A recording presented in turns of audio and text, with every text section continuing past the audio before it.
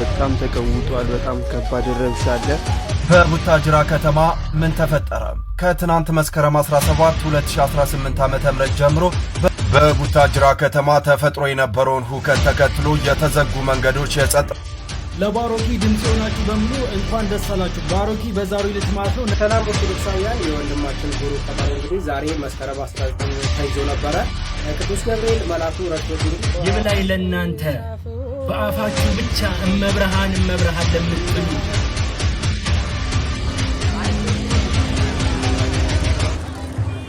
ሰላም ጤና ይስጥልኝ። ውድና የተከበራችሁ የንቁሆን ሚዲያ ቤተሰቦች እንደምናላችሁ እንደምስቆያችሁ እኔ አላሁ እግዚአብሔር ይመስገን። በያላችሁ በሰላም ክርስቶስ ይብዛላችሁ። የተወዳችሁ ውድ ቤተሰቦቻችን እጅግ አስደሳችና አሳዛኝ መረጃ ተመልሼ መጥቻለሁ። አስደሳች ዜና እንግዲህ ወንድማችን ባሮክ በዛሬ ዕለት እንግዲህ የፍርድ ቤት ቀጠሮ ነበረ። እንግዲህ ወንድማችን በዛሬ ዕለት እመቤታችን ቅድስት ድንግል ማርያም ረድተው በመልአኩ ቅዱስ ገብርኤል ዕለተ ቀን ነፃ ወጥቷል፣ ከስር ተፈቷል። ክብር ለእመቤታችን ልጇን ጠብቃ በአብሳሪው ትብስት መጋቢ ሐዲስ ቅዱስ ገብርኤል ተቀን ወንድማችን ነፃ ወጥቷል። እንኳን ደስ አለን ኦርቶዶክሳውያን። ይህን ላደረገ እግዚአብሔር ይመስገን። መረጃውን ማስደምጣችሁ ይሆናል። ሌላኛው አሳዛኝ መረጃ እንግዲህ ቡታጅራ በመባል የሚታወቀው በደቡብ ውስጥ የሚገኝ ክልል ዞን ላይ ኃይለኛ ግርግር መቀስቀሱ ተሰምቷል። ይህም ጉዳይ በጣም ብዙ የኢትዮጵያን ሕዝብ ያስደንግጧል። ማስደምጣችሁ ይሆናል የመረጃ እንዲሁም መነጋገር የነበረችው ልጅ በእግረኛው ሚዲያ ቀርባ የነበረችው ልጅ ወደ ቀልቧ ተመልሳለች መሰለኝ። እውነት እላችኋለሁ ወደ ቤተክርስቲያን ስትሄድ አስተውለናል። ይህን መረጃ ማስደምጣችሁ ይሆናል። መረጃው ለሁሉ ደርሰን ኦርቶዶክሳውያን በደንብ አድርጋችሁ ቪዲዮ ላይክ ያርጋችሁ ጀምሩልኝ። ይህን ቻናል ሰብስክራይብ ካላደረጋችሁ ሰብስክራይብ ያደርጋችሁ ቢሰምቶ ጋብዛችኋለሁ። ቀጥታ ቅድሚያ ወዳደረኩት ቪዲዮ ወስዳችኋለሁ። ተከታተሉ።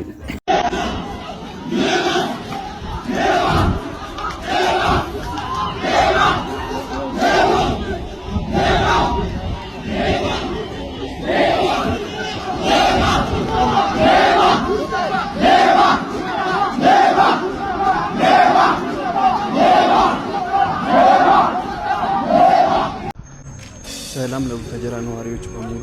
ከዚህ ቀደም ሆኖ የማይታወቀውን ቡታጀራ ላይ ከባድ ረብሽ ተነስቷል። ቲክቶክ ቤተሰቦቼ ዛሬ ቡታጀራ በጣም ተቀውጧል። በጣም ከባድ ረብሻ አለ እና ጉዳዩ ምን እንደሆነ እስካሁን ድረስ የታወቀ ነገር የለም። በቡታጅራ ከተማ ምን ተፈጠረ?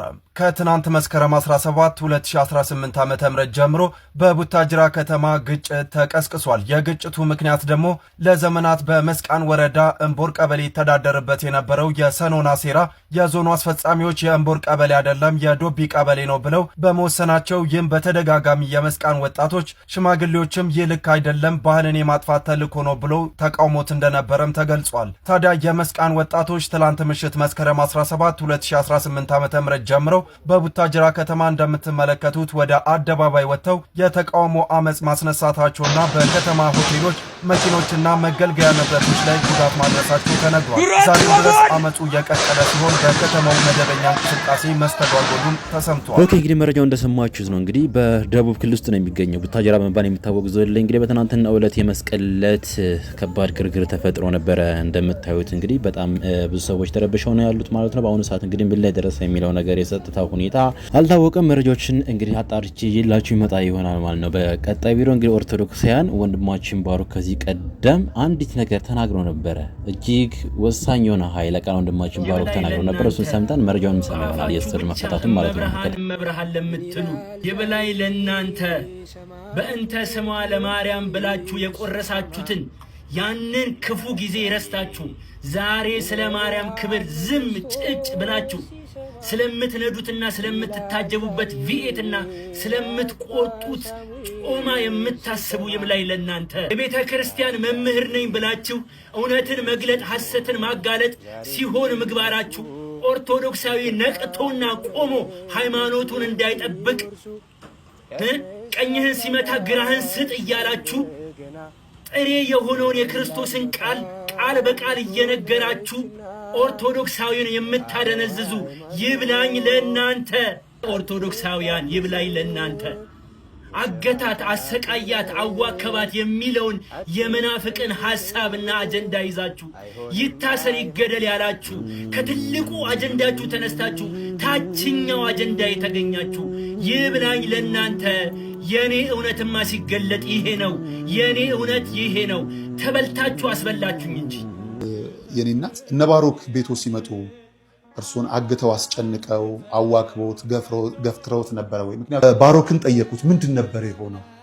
ምንድን ያደረጋችሁት? ለምን እንደሄዳችሁት ሄዳችሁ ምንድን ያደረጋችሁት የሚለውን ጠይቄዋለሁ።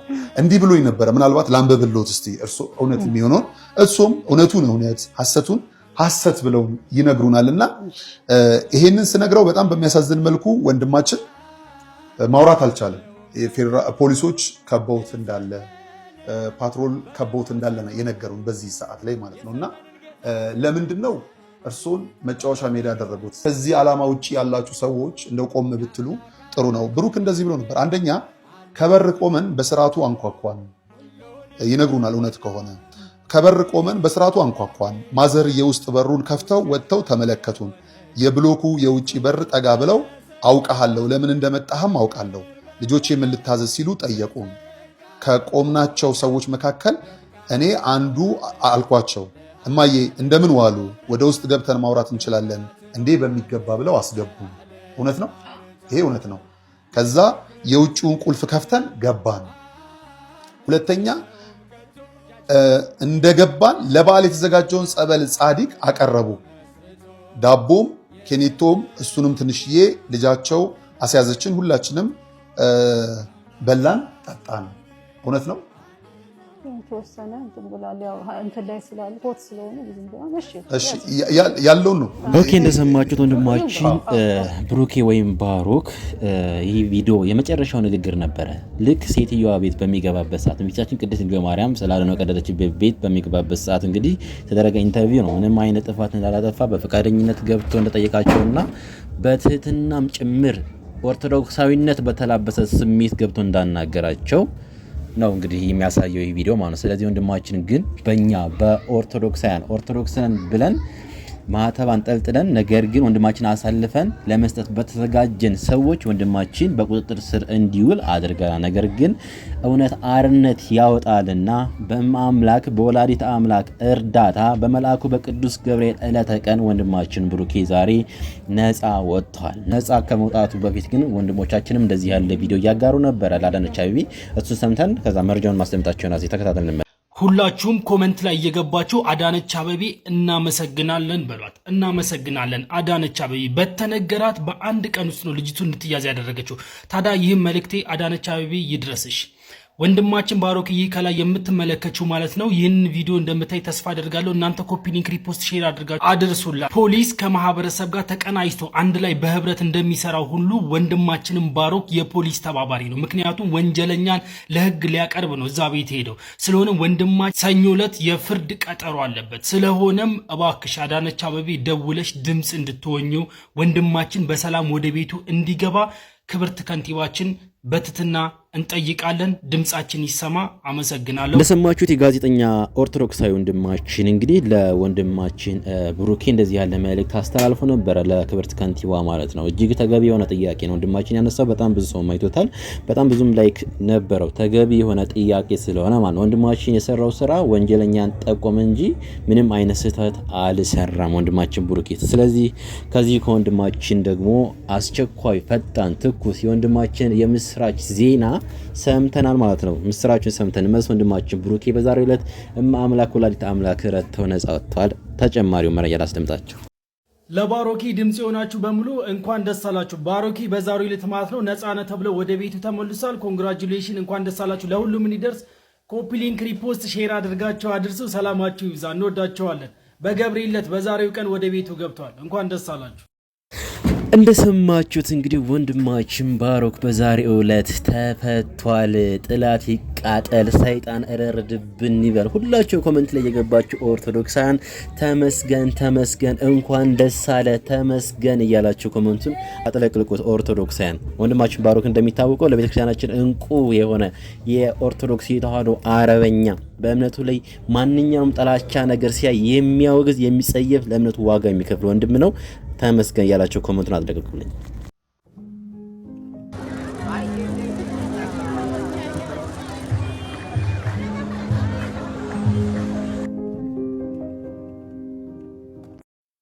ጋይስ ይች ልጅ እንግዲህ የማያውቃት የለም ብዬ አላስብም። በተለይ በእግረኛው ፖድካስት ላይ ያየን እኛ ኦርቶዶክሳውያን በጣም ተናደንባታል። በማን ያዘው ላይም ቀርባ ነበረ። በጣም ብዙ ነገሮች ስታወራ የነበረች ግለሰብ ናት። ሁላችሁም አንድ ሰሞን በጣም እጅግ አጀንዳ ሆነ የነበረች ልጅ ናት እና ዛሬ በእንደዚህ አይነት መልኩ መስቀል ታከብር ነጠላ ለብሳ ምናምን አየዋት። እንግዲህ እንደሰማችኋት ቤተክርስቲያን መቼ ነው ሄደሽ የምታውቂው ስትባል የነበረች ግለሰብ ነበረችና ዛሬ በእንደዚህ አይነት መልኩ ስላየዋት እውነት ትንሽ ቢሆን ደስ ብሎኛል። አዎ እንግዲህ ማንም ሰው ቢሆን የሰውን መጥፋት የሰውን መውደቅ የሚመኝ የለም። ፈጣሪ ጨረሰው ልቦናሽን ይመልስልሽ ማለት ወዳለሁ። እንግዲህ በዚህ ዞር ዞር ስል ምን አይላችኋለሁ፣ መቼስ የኢትዮጵያ ኦርቶዶክስ ተዋሕዶ ቤተክርስቲያን ጉዳይ ከሆነ ለፕሮቴስታንቲዝሙ ማይንድ ሴት ተረት ተረት ነው። ዶግማዋ፣ ቀኑናዋ፣ ትውፊቷ፣ ስነ አመለካከቷ፣ እያንዳንዱ ነገሯ ለፕሮቴስታንቲዝሙ ማይንድ ሴት ለአሁኑ ሪቮሉሽን ለቀደሙ አይደለም። ከኒቂያ ጉባኤ፣ ከቁስጥንጥንያ፣ ከኤፌሶን ጉባኤ ጋር የተከራከሩትን ናሪዎስን አንብበናል ብለው ባነበቡት መሰረት ስለ መለኮታዊ ጉዳይ የተከራከሩትን አይደለም። አሁን ትናንትና የመጣውን እንቅስቃሴ ነው የምላችሁ። ይሄ ከካቶሊክ ቤተክርስቲያን የወጣው በሉተር አማካኝነት አሁን አንተ የነቃህ ይመስልሃል። የነቃ በቃ ሲቪላይዝድ ሆንክ ይመስልሃል። ባህልህን፣ ትውፊትህን፣ እያንዳንዱ ነገርን ስታጣጥል ተረት ተረት ስትል ምናምን የነማን ልጆች መሰሏችሁ እንደዚህ የሚሉት? ሚስዮናኖችን አወቃችኋቸው? ከካቶሊክ ቤተክርስቲያን እየወጡ መጽሐፍ ቅዱስ እየተሸከሙ እየመጡ ወደ ኢትዮጵያ መጽሐፍ ቅዱስ እየሰበኩ ኢትዮጵያን ግማሿን ለሮሙ መንግስት ግማሿን ለጳጳሱ አስረክበው ቅኝ ግዛት ሊገዙ ሲታገሉ የነበሩት በነገስታቱ ጊዜ የዛኔ እኔና ያንተ አባቶች አይደለም መጽሐፍ ቅዱስን ቅኔ ይቀኙ ነበረ። የመጡትን ሰዎች የትምህርታቸውን ስህተት ቁጭ አድርገው ያስተምሯቸው ነበረ። ደመና ጠቅሰው ይሄዱ ነበረ። ኩራ በዚህ ታሪክ። በነገራችን ላይ አንተ ኦርቶዶክሳዊ ያስተምሯቸው ነበር ቁጭ አድርገው። አይደለም የተማሩት መጽሐፍ ቅዱስ የሚያውቁት ብቻ ቀርቶ ነገስታቱ ሁሉ ይመልሱላቸው ነበረ። እንደውም አፄ ቴዎድሮስን በአንድ ወቅት እንደዚህ ብሎ መጥቶ መጽሐፍ ቅዱስ ልንሰብክ ምናምን ብሏቸው ይህንማ ጠባቂ ያደርገዋል ብሏቸዋል። በዛ ማለት በዚህ ፕሮቴስታንቲዝሙ ዓለም አንዳንድ ጊዜ የሀገር ታሪክ እኮ አንድ አድርጎ ያኖረናል። እስልምናው ከክርስትናው ተፋቅሮ ነው የሚኖረው አይደል? አንተ መጽሐፍ ቅዱስ እያነበብክ የመስቀሉ ጠላት ሆነህ ትመጣለህ። ፕሮቴስታንቲዝም ስትሆን በነገራችን ላይ በጣም ብዙ ነገር ነው የምታጣው። አንደኛ ባህልህን፣ ትውፊትህን፣ ስነ አመለካከትህን፣ የጀግንነት ልቡናህን፣ የሀገር ፍቅርህን ታጣለህ። ስልብ ነው የምትሆነው። አውሮፓ ዲሲቭ ያደርግሃል። ከዛ በኋላ ሐሰተኛ ትሆናለህ። ለዛ ነው መምህራኖቻችን መጽሐፍ ቅዱስ ብቻ እየተናገሩ ተረት ይላል። ከታች ነው ሰልጥኖ እኮ ነው። አለመታደላችሁ! እንዴት ያለ አለመታደል ነው ከቶ። በዛ ማለት በዚህ ግማደ መስቀሉ እንዴት ወደ ኢትዮጵያ ገባ የሚለው አጀንዳ ሆኖ ማለት ነው። ኢትዮጵያ እጆቿን ወደ እግዚአብሔር የምትዘረጋው ይህን መስቀል ለማግኘት ዓለም ጦርነት አድርጓል። ኢሌኒ ካገኘችው በኋላ የንጉሥ ቆስጠንጢኖስ እናት። እኛ ግን እጃችን ወደ ኢትዮጵያ ወደ እግዚአብሔር የምንዘረጋለን ኢትዮጵያኖቹ። እግዚአብሔር ሰጠን፣ ክርስቶስ ሰጠን፣ ወደደን። ምን እናደርግ? እንዴት ሄደ? ለአራቱ ክፍለ ዓለማት ሲካፈል ኢትዮጵያ አፍሪካዊ ናት፣ ወይም ኢስት አፍሪካ ነው የምትገኘው አይደል? ለአፍሪካ የቀኝ በኩሉ ደረሰ፣ ወደ ግብፅ ተላከ። የግብፅ ሊቃነ ጳጳሳት ይዛዙት። ምክንያቱም ኢትዮጵያ ካሉት አብያተ ክርስቲያናት አንዲቷ ናት፣ አንዲቷ ቤተክርስቲያን ናት። ስለዚህ በግብፅ በኩል ነው ጳጳሳት የሚመጣልን የነበር አይደል እንዴ? ታሪኩ ይህን ነው የሚያሳየው። 1600 ዓመት ጳጳስ እዛ ነው ሲመጣ የነበረው። ስለዚህ መስቀሉ ወደ ኢስት አፍሪካ ወይም ደግሞ ለአፍሪካ ሲሰጥ ለግብፅ ተሰጠ። ከግብፅ ሲኖር የግብፅ ኦርቶዶክሳውያን ክርስቲያኖችን እስላማዊ አገዛዙ የግብፅ መንግስት አሰቃያቸው፣ መውጫ መግቢያ ሰጣቸው፣ አምልኳቸው እንዳይፈጽሙ አደረጋቸው። ይህን ሲመለከቱ ለወንድማቸው በ14ኛው መቶ ክፍለ ዘመን ለነበረው ለአፄ ዳዊት ለንጉሱ ላኩ መልእክትን። ንጉሱም ሄደ በኦርቶዶክሳዊ ማኢንድ ለምን እንዲህ ይደረጋል ብሎ ሄደ ግብፅ ድረስ። ሂዶ ደግሞ ስማ ውጊያውን አላደረግም፣ ደብዳቤ ብቻ ነው የጻፈው። የኔ ያንተ ንጉስ በእርቅ በሰላም በፍቅር አብራችሁ ኑሩ፣ አለዛ ሀገሩን አጠፋዋለሁ አለ። የግብፅ እስላማዊ አገዛዝም በድንጋጤ ከወንድሞቹ ጋር ታረቀ። ይህን በማስመልከት ደስ ብሏቸው ኦርቶዶክሳውያን 12,000 ወቄት ወርቅና ደብዳቤን ላኩለት የምስጋና። ንጉሱ ግን የኔና ያንተ ንጉስ ግን ኦርቶዶክሳዊ ማይንድ ያለው ግን ይህን ወቄትና ይህን ወርቅ አልፈልግም፣ ይህን 12,000 ወርቅ ብሎ መለሰውና ምንድነው የምትፈልገው ሲባል ምንድነው ያለው? ጌታዬ አምላኬ መድኃኒቴ ኢየሱስ ክርስቶስ የተሰቀለበትን መስቀልና የቅዱሳኑን አጽም ላኩልኝ አለ። በደስታ ይዘውለት መጡ እስከ ስናር ድረስ። ተክለ ጻድቅ መኩሪያ እንደጻፉት እስከ ስናር ድረስ ይዘውለት መጡ። ንጉሱም ሄደ። ንጉሱም ሂዶ እረፍቱ በዚያው ሆነ፣ ወይም ደግሞ በህይወት አለፈ እዛው። ከትንሽ ጊዜ በኋላ ልጁ መጣ። ማን? ጀግናው የተሐድሶ የመናፍቁ ጀግና አባታችን አጼ ዘርዓ ያዕቆብ የእሱን እሳቤ ይዞ አስቀጠለ። አለቀ። ለእርሱም በራእይ በብርሃን በአምደ ብርሃን እየተመራ እየሰማህን መስቀሉን በመስቀለኛ ቦታ አስቀምጥ ተብሎ ተቀምጧል። አእምሮ ካለ ሂድ ግሸን ደብረ ከርቤ ተባረክ። ልቡና ካለ የሚዳሰስ ታሪክ ስላለ ማለት ነው፣ የሚታይ ነገር ስላለ ማለት ነው። ዝም ብለን አይደለም የምናወራው። ያንተ አእምሮ ግን ይህን ሊቀበሉ አይችልም። ምክንያቱም ረፍት የለህም። ፕሮቴስታንቲዝም ስትሆን አምላክ የለህም። በክርስቶስ ስራ ትጠራጠራለህ። ምክንያቱም ክርስቶስን ወይ ሁለት ባህሪ አድርገዋል፣ የአምላክነትን ብቃት አትሰጠውም። አእምሮ የለ፣ በቃ ረፍት የለህም። በተሳደብክ ቁጥርም ወንጌል የሰበክ ይመስልሃል። አለመታደላችሁ። እኛ ግን እንዲህ ባለ ታሪኮች ነን። አንተ ኦርቶዶክሳዊ ኩራ እስኪ። አባቶች እንዲህ አድርገው ያስረከበውን ሀገር ይዘህ መስቀሉን በመስቀለኛ ቦታ ግሸን ደብረ ከርቤ። የዚህች ልጅ መታሰር ነው የገረማችሁ? ብዙ ተአምሮች ተፈጥረዋል። በአንድ ወቅት አባ ገብረ ኪዳን ምን አሉ? ሁለመናዋ ወርቅ። ዛሬ የሚገርምና የሚያስደስት ዜና ነው የምነግራችሁ። ታዲያ ሁላችሁም በደንብ ሼር፣ ኮፒ ሊንክ ማድረግ እንዳረሱ። እነሱ ወረቀት ናት ብለው እንደዚህ ቀደዷል። እኛ ደግሞ የጌታችን እናት ናት ብለን በወርቅ ሰራናት። ሁለመናዋ ወርቅ የሆነች እናታችንን እንደዚህ በወርቅ ተሰርታ ወደ መቅደሱ ገብታለች። ምንም ማድረግ አይቻልም፣ ምክንያቱም የጌታችን እናት ናት። ብዙዎች በሚፈወሱበት የስውሯ ማርያም ገዳም በስጦታ መልክ ይህ የወርቅ የእመቤታችን ስዕል በክብር ተቀምጧል። ታዲያ ሁላችንም ኮመንት ላይ እየገባ ምን እንላለን? ሁለመናዋ ወርቅ።